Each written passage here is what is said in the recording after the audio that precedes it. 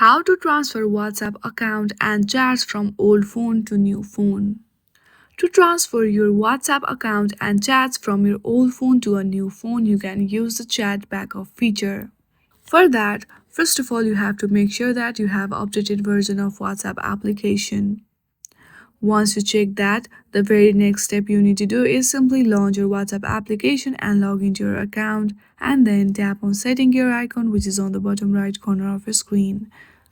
From there, go to the chats and tap on chat backup and make sure that auto backup is set up to daily and tap on backup now.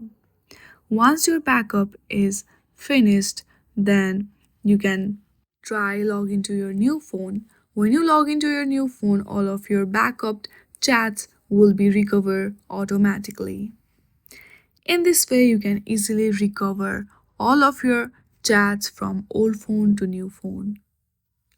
I hope you like this video. If you like this video, then please do not forget to like and subscribe to our channel. Thank you for watching.